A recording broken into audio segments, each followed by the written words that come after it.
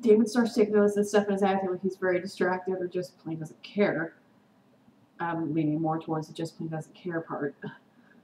What Damon's going to do. Damon, surprisingly enough, kind of downshifts, and he attempts to be a good guy. You know, he tries to be a good brother and say, hey, you know, we can blow this off, and we can go get drunk in a bar, frat girls, just kind of chill out, be bros, not even think about all this other crap. We'll just go hang out, you know? But Stefan says, thanks, but no thanks. I've got plans of my own, and do whatever you want to do, and don't pretend this isn't the best day of your life. So at this point, Damon does not know why they broke up, just that they did. He's left, for the first time, kind of speechless. He doesn't really know what to do. I gotta put in some 2 cents here after this scene, because I saw this as a preview before the episode actually aired. Wow. You know, Damon could have gloated. Damon could have been a complete asshole and totally gloated in Stefan's face, but he didn't. He was trying to be a good brother and say, hey, you know, if you don't want to, we can blow this Hunter thing off for a day, go and get plastered at a bar, pick up some chicks and just have fun, you know, whatever. He's trying to be a decent guy, you know, and Stefan just throws it back in his face, being a complete total jerk, assuming that Damon's going to gloat and be like, yeah, this is the best day of my life. Come on, Stefan. For real? You know, I know that you and Damon haven't always gotten along over things, but you got to give him some credit. She's not Catherine. He's not going to throw it back in your face. And he's certainly not going to go after her like some caged animal.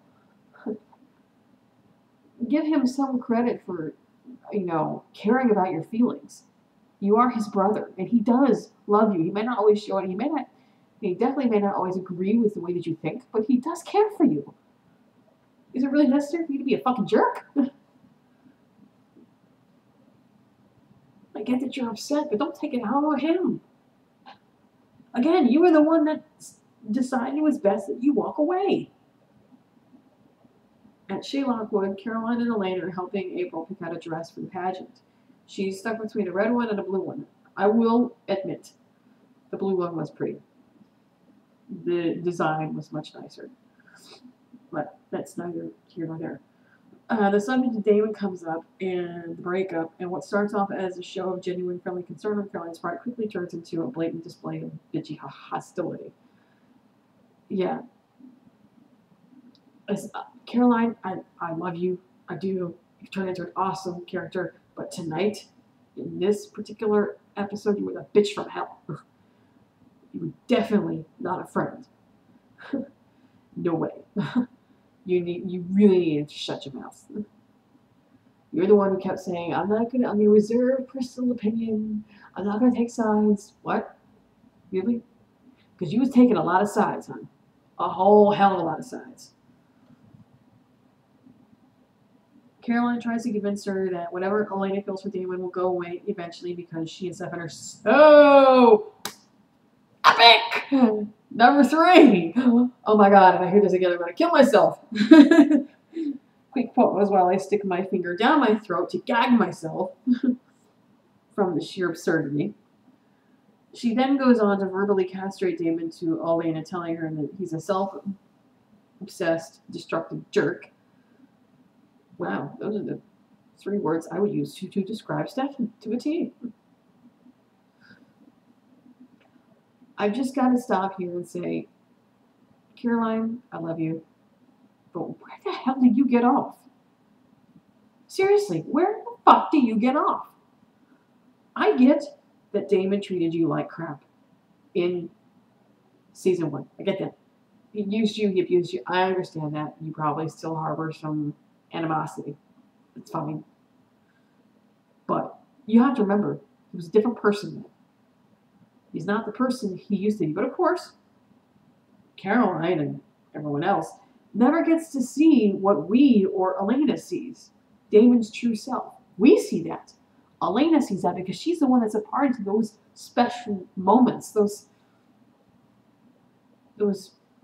scenes where Damon's true colors comes out, and he only shows that to her and nobody else. And hey, let's not forget the douchebag that you're dating who claims that he has no feelings for Haley, and obviously, really? It's obvious that there is some sexual tension going on there. Let's not forget the fact that he bit you on the neck. I get that Klaus was, he was sire bonded at that time and probably wasn't really aware of what he was doing, but he almost killed you. And hey, it's okay. You're forgiven. No big deal. And then there's Stefan, who you have witnessed personally tear people to shreds and use their body parts as bowling pins. But hey, it's okay. You're forgiven. Because everyone's capable of change. Everyone's allowed a second chance. Everyone but Damon, right? Because Damon didn't give his life to save your ass, did he? And at the end of season 2, pushed you out of the way when Jules tried to kill you and took that fight himself, and he almost died. No, Damon didn't do that. No, of course not. Oh, how easily we forget. They continue to sniff at each other a bit, and April looks like she's about to say the hell with it to both dresses when Damon shows up. He's looking for Professor Shady. Elena's caught off guard because the only positive thing that Caroline managed to say was that at the very least she should tell Damon why she broke up with Stefan. Because Damon doesn't feel enough guilt on a daily basis. Not that I don't agree. She definitely needed to tell him. Damon recommends the red dress. Caroline says blue. Elena first says blue, then agrees on the red, but in Caroline's glare, she tells April that whatever she decides will look fine. I don't personally believe that she was agreeing with what Damon was saying. Because she wasn't acting like, oh yeah, red dress. No, she was caught in the middle, Either one of them is giving her glares and she doesn't know what to say. So she just, whatever dress you want is fine. Damon leaves to catch up with Professor Shane, who somehow managed to wrangle up a position as a judge. Wow, I wasn't expecting that at all. Could this dude be any more obvious? He's gone straight from shady to downright guilty. Elena follows Damon to the staircase, saying that they need to talk. This is the first really awesome scene right here. She relates the breakup to him, which he confesses he already knows about, thanks to Stefan. She asks if Stefan told him why they broke up, and Damon says no. And I gotta tell you, the moment that follows, honest to God, if any of you know Damon really well, it's probably one of the most honest and pure moments I have ever seen between those two on this show in 4 seasons. It is a truly beautiful thing to watch because it's so simple. No words were needed to be spoken. You could read everything that they were trying to say to each other in their eyes and in their faces. It was a lovely thing. She whispers, "You." And the look on Damon's face is enough to make you just cry. I'm serious. He was completely floored by what she said, but his facial cues were very subtle, because Damon's not the type to show emotion that drastically. For Damon, though, that reaction is massive. You saw the look on his face. His eyes kind of widened. He was like, and he had this little grin on his face, like, really? For real? You want me? Wow. He almost looked like a little high schooler for a second. Like, he couldn't believe that it was really, really real. That she really wanted him. Poor Damon. He's been so screwed when it comes to love. That it's so difficult for him to believe. And this is what he was wanting. That he was wanting her to figure it out for herself. Her to come to him, not not for, you know, not for it to be forced. He wanted her to just realize it and come to him. He gives her a truly genuine, honestly happy, and even almost human smile. I don't think I've ever seen him so real and transparent, not since he was human. He wants to say something to her desperately. Oh my God, desperately. Yet this is another blocked moment. I swear, this show is nothing but Damon and Elena blocked moments. Just then, Professor McCreepy interrupts, and Damon apologizes, saying it's very important that he goes to talk to Professor Shane. Elena understands and goes back to the party. Off in a private room, Damon starts asking Shane questions about his relationship with Pastor Young, alluding to the phone records that Matt found. He also tries to find out more about the five. Shane asks if they have another hunter in town, but Damon reveals nothing, trying to protect Jeremy's identity. He doesn't want anything to happen to him. Shane rebuffs Damon's attempts at coercion and firmly states that he is no mass murderer, because Damon flat out says, so, what was it like blowing up a whole house full of people? The look on his face says otherwise. He just elevated himself to the top of the "you are so guilty" list. Oh my God, this dude has gone from shady to completely guilty. And if he's not Silas, then I'm just stupid. I'm telling you, the minute that he started talking about that whole Silas legend, he might as well have been reliving his own personal fucking memories. Meanwhile, Stefan takes steps to implement his Fix Elena plan. He shows up at the hospital and looks in on several different patients, looking at their charts to see what they're there for and what type of person that they are. One is a younger person, and one is an older man who's having a bypass. He's attempting to find a good candidate, and he comes upon a suspected murderer who's in police custody. There's a cop that's sitting guard outside the guy's door. I don't know what the hell happened to him. Maybe he got hurt while he was taken into custody or something, but he's in the hospital. He compels the guard to step away for a while and then enters the man's room. He asks the guy if he actually committed the crime he's accused of and if he will continue to kill again if he's set free, to which the man says, definitely. Of course. Stefan then proceeds to turn him. I ask you this, and yet, somehow, Damon is the bad guy? What the fuck?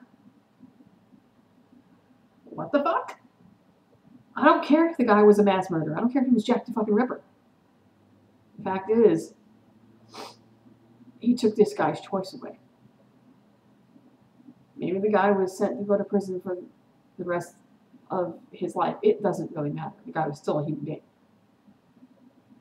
He took this man's choice away. And he never intended for this guy to even live. That's some sick shit. Back at the pageant, Klaus shows up for his date with Caroline, looking rather handsome in a very nice suit, I must say so myself. At first, Caroline doesn't really want to deal with him, but Klaus manages to diffuse her coldness with some charm and good-natured humor. The wall that Caroline has erected between herself and Klaus is showing some definite signs of weakening. Moments later, he points out something completely unexpected. And turn around, yeah, they're really, the scenes between them are really, really amazing. I've never seen her so at ease. She's not even that way when she's around Tyler, to be honest with you. It's been a long time since I've heard her genuinely laugh, you know, and just kind of joke and be Caroline. And to see Klaus be able to laugh with her, which he never ever does, and let his guard down the way he did and be honest with her, telling her something about himself that he would never have shared with anybody, especially something that intimate. And the fact that she would feel comfortable asking him that question, you know, it really it's a testament to just how close that they're becoming, even though Caroline probably doesn't realize it. So she turns around and Tyler is walking up to the house hand in hand with Haley in all her slutty glory. Because was it really necessary for her to wear a dress that tight to a formal occasion? I don't think so. I don't know if you guessed by now, but I don't really like Haley all that much. Phoebe Tonkin was great as Faye in The Secret Circle, but I just don't like her character. She's shady. Honestly, this character is so much like the way she played Faye in The Secret Circle. It is uncanny, and it's true. It is. Caroline is noticeably displeased, while Klaus secretly wins another round in the Get Caroline to Like Me games. It's true, Tyler looks like an ass. And what's interesting is that it's difficult to tell whether or not Caroline is just playing up the ruse for Klaus's benefit, or if things really are going south for Team Forward. You don't know, because she looks at him walking up there hand in hand, and you know they're supposed to be playing this ruse, pretending that they've broken up, but that look on her face, that was genuine as all hell. She was pissed. She didn't like the idea that they were together like that, and, you know, Haley looking all slutty and messing around with her man. Just because Caroline understands Haley's plans doesn't necessarily mean she has to like the bitch, and it's true. She gets the plan, and that's why she's going along with it. Does she like her? Hell no. She ain't liked her from day one, and she's not gonna like her. Because I think in her heart, Caroline knows that there's something between them that's fishy, and that there are things that Tyler has not told her, and she's wondering what. The two of them go on to mingle with the crowd, while Caroline goes on to continue with her hostess duties with Klaus close to her heels. It was really quite adorable. The time for the contestant presentations is drawing near, and that's when things start to get really bad.